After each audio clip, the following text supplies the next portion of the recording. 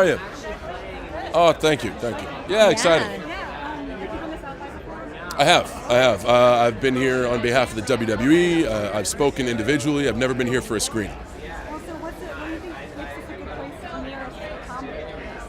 Because the whole atmosphere of South by Southwest has become such a melding of everything, from tech to music to entertainment to atmosphere.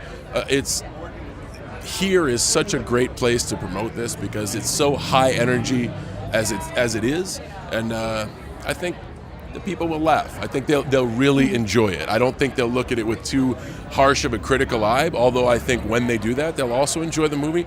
I think everybody that goes into this theater tonight is here to have a great time, and we're going to give them a great time. Yeah. So this film is sort of topical all of a sudden. We have a female director film, and it's this film that the story is so kind of moving, actually.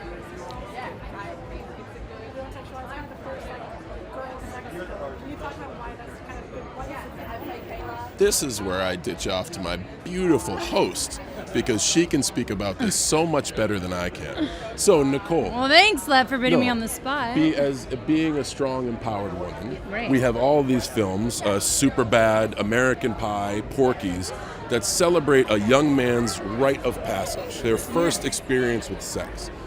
Are you now at a good place where you feel it's time for women to have this sort of rite of passage film where they explore their first sexual encounters? Well, I think we've always been ready for it. They just haven't given us a chance because it's always been accepted for the men to talk about it, but not for the women, especially at a younger age. So I think it's the perfect time for it because of the movement. And I think us women have always been ready for it, but it just goes to show you how equality is real. And we're finally becoming more equal to the men, where us younger women even younger than me, can talk about their sexuality. And we can make it a joke, but also learn a lesson from it. That's a good combo. That's fantastic. I couldn't have said it any better. My last question is just, being on set with these hilarious people, and you work with Leslie and Ike, what was that like? They're just cracking up all the time? I've often said, everybody has asked me about comedies because I've done a few of them, and they always ask me like, well, why? What drew you to this? Comedies with extremely funny people are just that. Every day at work is jokes and laughing, and you try to out-joke yourself, and you try to overdo the bit sometimes, and Kay, being a wonderful writer and director as well, she's kind of at the helm of everything, forcing us to go even more and even bolder. So you spend all day with these funny people. Every day is funny. So it was a blast. I hope it shows up on screen. Sure.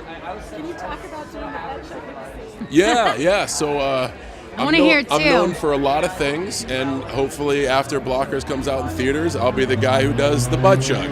And I'm not ashamed to say that because I think to me, it was easy to do. Because when you look at the script, it is what a father will sacrifice for his child. And there's no limit to that.